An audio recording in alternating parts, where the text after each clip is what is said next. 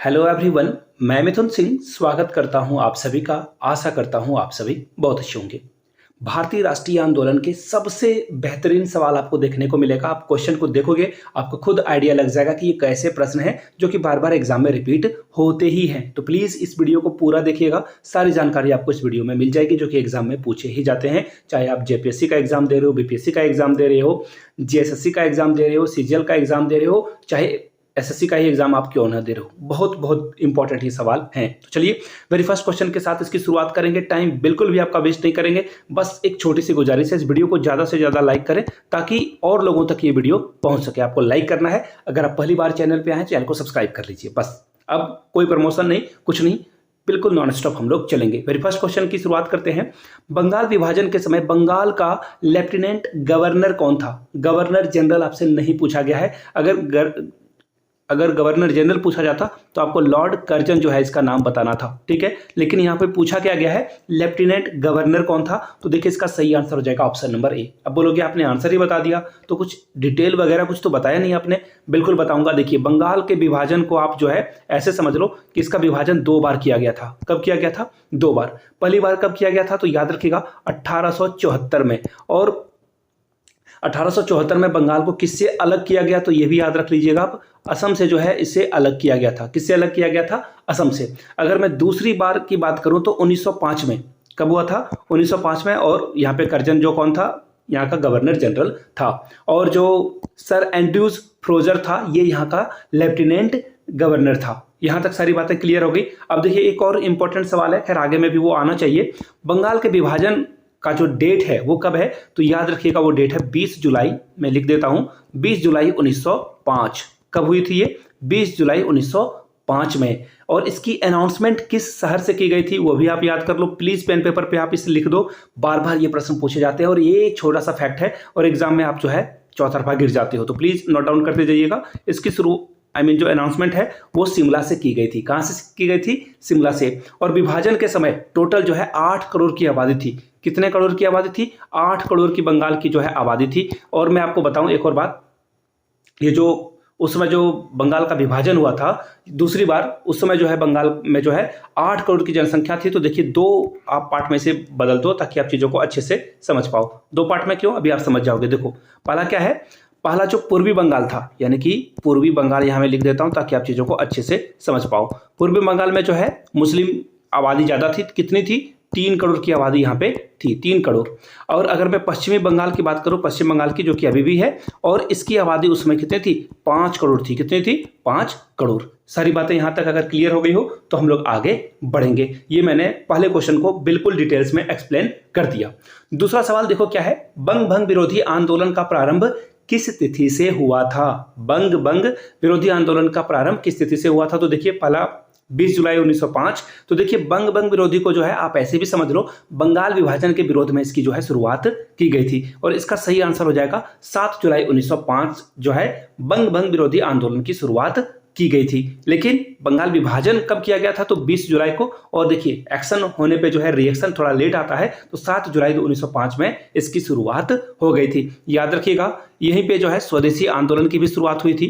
स्वदेशी आंदोलन की शुरुआत जो है 1905 में ही की गई थी। इसका एक और नाम है जो कि अभी आप यहाँ पे आपने पढ़ा, बंग भंग आंदोलन। ये भी मैं आपको लिख देता हूँ ताकि आप चीज़ों को अच्छे से समझ पाओ। बंग भंग का मतलब ही बंगाल विभाजन के बारे में बात किया जा रहा है। और जो साउथ इंडिया है वहाँ पे जो है इसे वंदे मातरम के नाम से जो है, वंदे मातरम के नाम से जो है इसे जाना गया था। ठीक है, सारी बातें आपने नोट कर ली होगी ऐसा मैं उम्मीद करता हूँ। अब देखिए कुछ और डेट है, इसके बारे में थोड़ा डिस्कस कर लेते हैं। तो देखिए जो 16 अक्टूबर है ये इस डेट से प्रभावी हो गया था। देखो कोई भी अनाउंसमेंट होती है ना, उसमें सरकारी कामकाज होते हैं और उस पर जो है मुहर लगना होता है। तो प्रभावी ये कब से हुआ था? 16 अक्टूबर 1905 से ये प्रभावी हुआ था। और इसी दिन जो है शोक दिवस के रूप में मनाया गया था। किस दिवस के रूप में मनाया गया था? शोक दिवस के, क्योंकि जो बंगाल को है अलग किया गया था अंग्रेजों के द्वारा, फुट डालो राज करो के नीति के तहत। यहां तक सारी बातें आप समझ गए। अब देखिए 7 अगस्त 1905 ये तो आंदोलन शुरू हुआ था। इसका नेतृत्व किसने किया था? यह भी एग्जाम में पूछा जाता है। आंसर तो ये है, लेकिन नेतृत्व किसने किया था?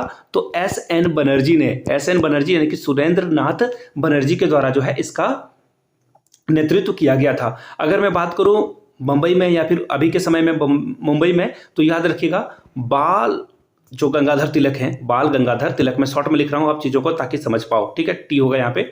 बाल गंगाधर तिलक ने जो है इसकी शुरुआत करी थी, कहां से? मुंबई से, बंबई से। और पंजाब से किसने करी थी? तो यहां मैं लिख देता हूं बंबई, देखो आप शॉर्ट में लिख देता हूं। और पंजाब से इसकी शुरुआत किसने करी थी? तो देखिए पंजाब से इसकी शुरुआत की गई थी लाला लाजपत राय के द्वारा, लाला लाजपत राय और अजीत सिंह के द्वारा किया गया था। दिल्ली में अगर आपसे पूछ लिया जाए तो दिल्ली के बारे में आप लिख लो सैयद हैदर रजा, सैयद हैदर रजा के द्वारा जो है इसकी शुरुआत की गई थी। सारी बातें बिल्कुल क्रिस्टल क्लियर है। आगे बढ़ेंगे तीसरे क्वेश्चन की ओर।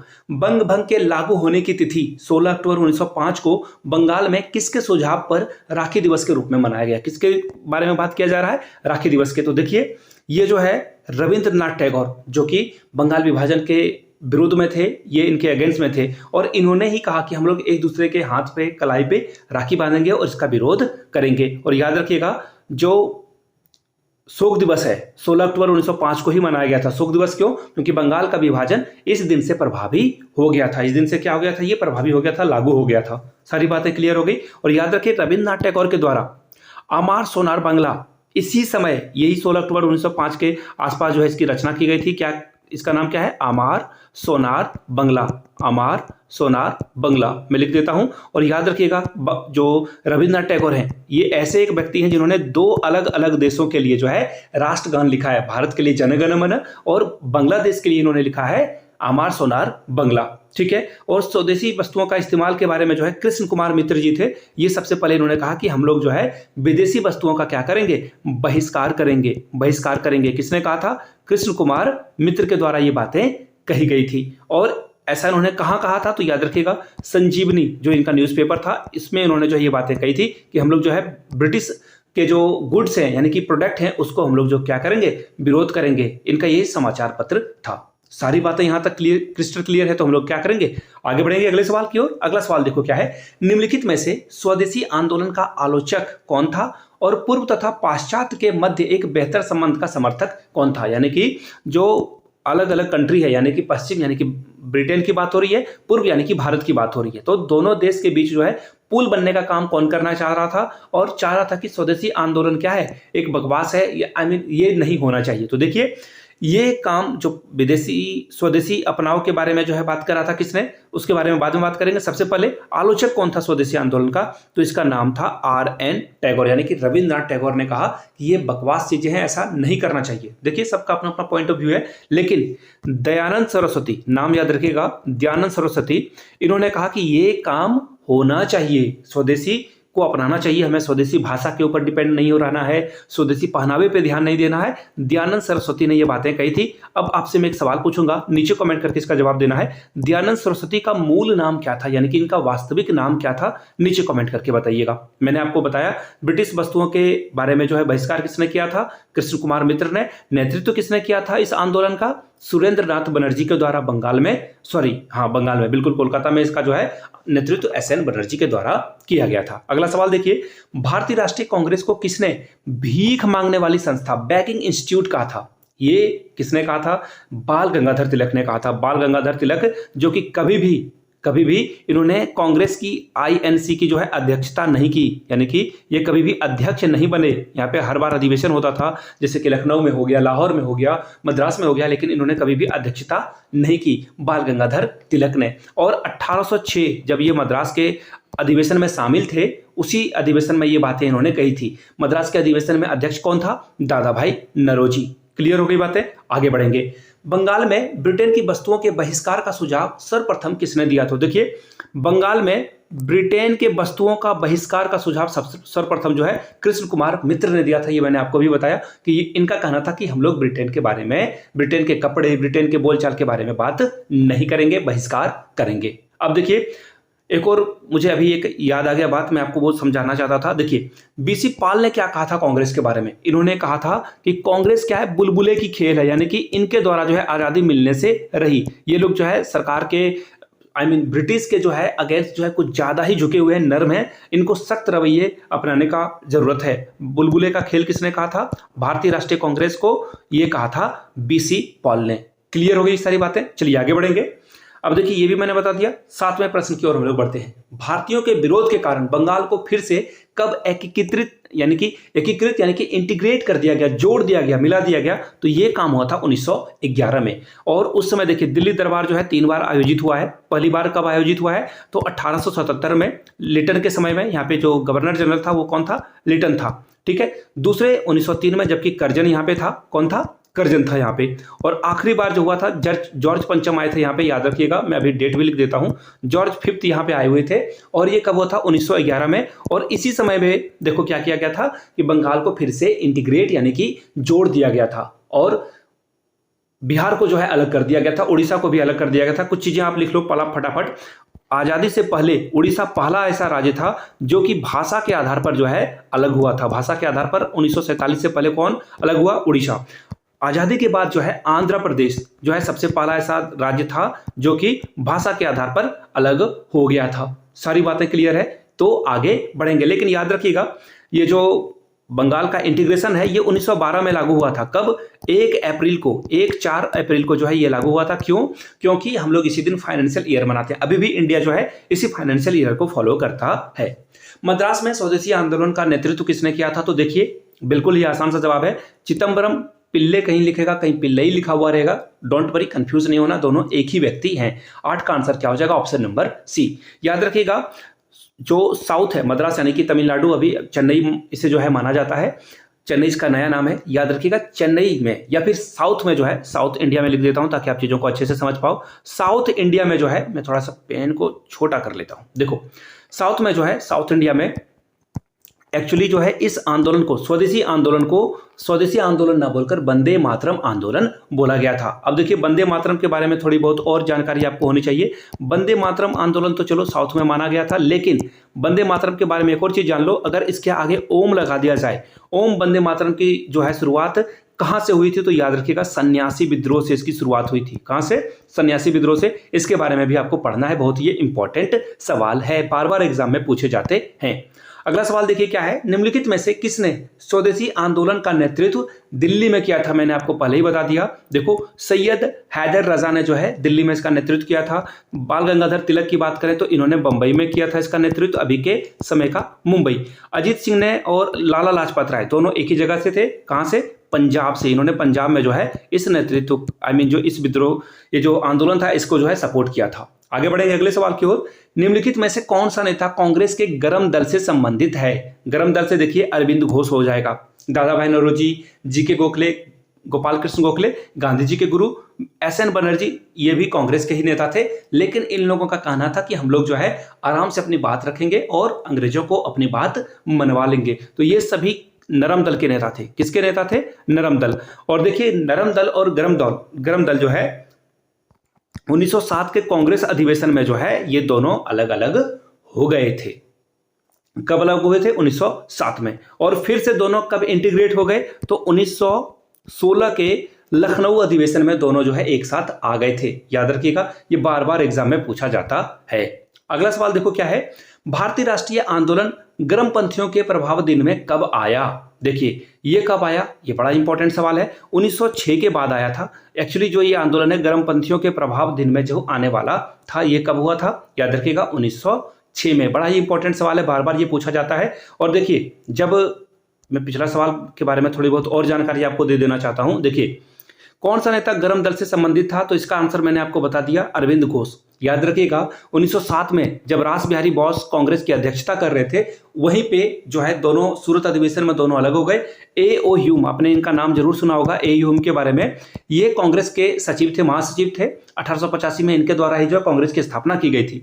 और इसी 1907 के अधिवेशन में इनको गाली दिया गया और इस्तीफा इन्होंने जो है, ये इस बात से सहज नहीं हुए कि इनको गाली दिया गया और इन्होंने अपना इस्तीफा दे दिया और कांग्रेस से अपनी राह जुदा कर ली। अगला सवाल देखो क्या है, भारतीय मुसलमान समान रूप से उग्रवादी आंदोलन की ओर आकर्षित नहीं हुए, इसका क्या कारण था? तो देखिए भारतीय मुसलमानों का कहना था कि ये हिंदुओं के अतीत का राग अलापने की नीति को नहीं अपनाएंगे। यहाँ पे नहीं पूछा गया है। ये पहला आंसर देखिए, सैयद अहमद खां, ये अंग्रेजों का पालतू कुत्ता था। ये अंग्रेजों के जो एक्चुअली ये अमीन पे काम करता था, अमीन के पद पे ये जो है अंग्रेजों के लिए काम करता था, इस वजह से ये अंग्रेजों के प्रति वफादार था। दूसरा क्या है, उग्रवादी नेताओं का मुस्लिम विरोधी तुष्टीकरण, बिल्कुल ये इस बात से जो है मानते थे इस बात को। और ये तीसरा कारण भी था कि मुस्लिम आकांक्षाओं के प्रति उदासीनता का रवैया था, इसलिए तीनों बातों में जो है मुस्लिम एग्री थे। लेकिन ये चौथा वाला जो बात पार्ट है इसलिए ये आकर्षित नहीं हुए। डी इसका सही जवाब हो जाएगा। अगला सवाल देखिए क्या है, महात्मा गांधी के साथ निम्न मुसलमानों में से किसने बाल गंगाधर तिलक की अर्थी उठाई थी जब बाल गंगाधर तिलक की मृत्यु हो गई थी? 1/8, मैं डेट भी लिख देता हूं, 1/8/1920 में। और इसी समय महात्मा गांधी के द्वारा इसी दिन जो है भारतीय राष्ट्रीय असहयोग आंदोलन की शुरुआत की गई थी। असहयोग आंदोलन की शुरुआत किसके द्वारा की गई थी? तो याद रखिएगा, गांधी जी के द्वारा किया गया था। और कंधे उठाने की बात करूं तो शौकत अली ने जो है यहाँ पे कंधा दिया था। एक और नाम है जिसका नाम है सैफुद्दीन किचलू। सैफुद्दीन किचलू के द्वारा जो है इनको अर्थी को जो है कंधा दिया गया था, याद रखिएगा। अगर मैं बात करूं बाल गंगाधर तिलक की, जिनकी मृत्यु हो गई थी 1 अगस्त को और 1920 में, तो देखिए बाल गंगाधर तिलक ने क्या किया था, इन्होंने देखो अंग्रेज क्या कितने चालाक थे, ये 5 लोगों को एक साथ कहीं पे खड़ा होना नहीं देना चाहते थे। तो बाल गंगाधर तिलक ने क्या किया, देखो इन्होंने क्या किया, धार्मिक और जो विवाह वगैरह मैरिज वगैरह फंक्शन होता है उसमें इन्होंने जो है अंग्रेजों ने अलाउ किया था। तो इन्होंने क्या किया, इन्होंने गणेश महोत्सव की शुरुआत कर दी और यहाँ पे जो है लोगों को एक साथ लाने की कोशिश करने लगे, आजाद करने की कोशिश करने लगे भारत को। और इसी समय जो है गणेश महोत्सव में इन्होंने जो है लोगों को ऐड करने की कोशिश करी। किसने? बाल गंगाधर तिलक ने। बाल गंगाधर तिलक के बारे में जान रखिए, इन्होंने मराठा समाचार पत्र की शुरुआत करी थी जो कि किस लैंग्वेज में छपता था? इंग्लिश लैंग्वेज में छपता था। इन्होंने केसरी जो है ये भी न्यूज़पेपर ओपन किया था और ये मराठा लैंग्वेज में छपता था। किसमें? मराठा लैंग्वेज में ये छपता था। यहां तक सारी बातें क्लियर हो गई। आगे बढ़ेंगे अगले सवाल की ओर। देखिए एक कारण दिया गया है और एक उसका जो है रीजन दिया गया है। पहला कारण क्या है, बाल गंगाधर तिलक सांप्रदायिक थे? बिल्कुल नहीं, बाल गंगाधर तिलक सांप्रदायिक नहीं थे। गणेश महोत्सव की शुरुआत इनके द्वारा भारत को आजाद कराने के लिए की गई थी और इन्होंने जो है धर्म का राजनीतिक अस्त्र के रूप में प्रयोग किया। बिल्कुल, मैं तो अभी कह रहा था, इन्होंने जो है गणेश महोत्सव को राजनीतिक जो है अस्त्र के रूप में इस्तेमाल किया था। यानी कि पहला गलत है, दूसरा सही है। डी इसका क्या होगा? सही जवाब हो जाएगा। आगे बढ़ेंगे अगले सवाल की ओर। ब्रिटिश वस्तुओं के बहिष्कार को राष्ट्रीय नीति के रूप में कब अपनाया गया? डेट पूछा गया है, ऑब्वियस सी बात है। स्वदेशी आंदोलन कब हुआ था? 1905 में। इसी समय पे जो है इसकी शुरुआत की गई थी। डी इसका क्या होगा? सही जवाब हो जाएगा। क्लियर हो गई बातें? आगे बढ़ेंगे। निम्नलिखित में से किस आंदोलन के दौरान वंदे मातरम भारतीय राष्ट्रीय आंदोलन का शीर्षक गीत बन गया? वंदे मातरम कब बन गया? तो याद रखिएगा, यह बन गया था स्वदेशी आंदोलन के दौरान। ओम वंदे मातरम सन्यासी विद्रोह के दौरान, याद रखिएगा। और जो स्वदेशी आंदोलन है ये कब से कब तक चला था? 1905 से 11 तक। और आपको पता है 11 में जो है जब दिल्ली दरबार तीसरी बार लगा था तो फिर से जो है बंगाल को इंटीग्रेट यानी कि एकत्रित एकीकरण जो है कर दिया गया था इसका, याद रखिएगा।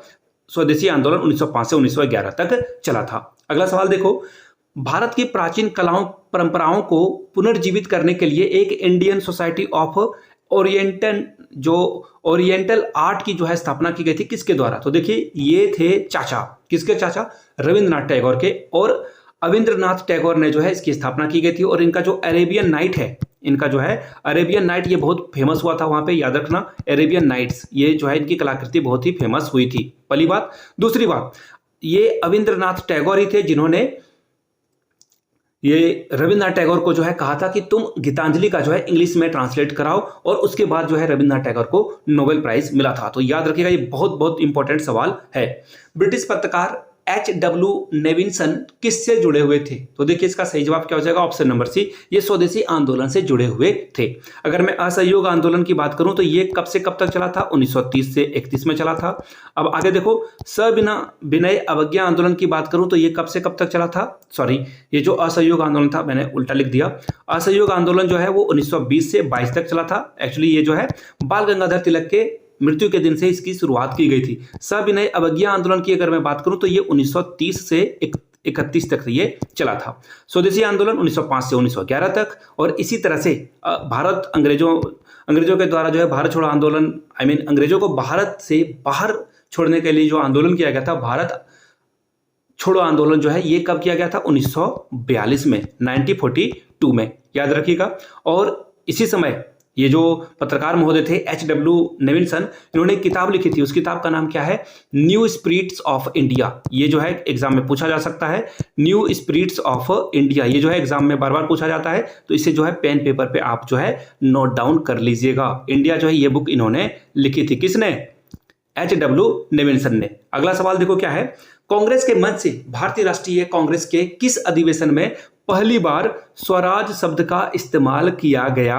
स्वराज शब्द का इस्तेमाल सबसे पहले कब किया गया था? तो देखिए इसका सही जवाब क्या हो जाएगा? कोलकाता अधिवेशन 1906 में इसकी शुरुआत की गई थी और उस समय जो है दादा भाई नौरोजी के द्वारा जो है इसकी अध्यक्षता की जा रही थी। याद रखिएगा 1916 में जब लखनऊ अधिवेशन हो रहा था उस समय बाल गंगाधर तिलक ने जो है क्या कहा था? स्वराज मेरा जन्मसिद्ध अधिकार है और इसे मैं लेकर रहूंगा। कब कहा गया था? 1916 में। इसका सही आंसर क्या हो जाएगा? ऑप्शन नंबर बी के साथ आपको जाना था। B is the right answer. अगला सवाल देखो क्या है? सूरत विभाजन का नेतृत्व किया गया था। सूरत विभाजन का नेतृत्व किसके द्वारा किया गया था? तो देखिए इसका सही जवाब क्या हो जाएगा? ऑप्शन नंबर डी जो है पाल के द्वारा। एक्चुअली यहाँ पे गरम दल, एक मिनट मैं लिख देता हूं, गरम दल का जो है गरम दल का नेतृत्व किसने किया था? तो पाल के द्वारा किया गया था। तो इसका सही आंसर क्या हो जाएगा? सॉरी, पाल नहीं, एक्चुअली इसका आंसर हो जाएगा तिलक। बाल गंगाधर तिलक के द्वारा जो है इसकी नेतृत्व जो है की गई थी। तो चलिए मिलते हैं किसी और वीडियो में। Thank you so much for watching this video. Have a good day.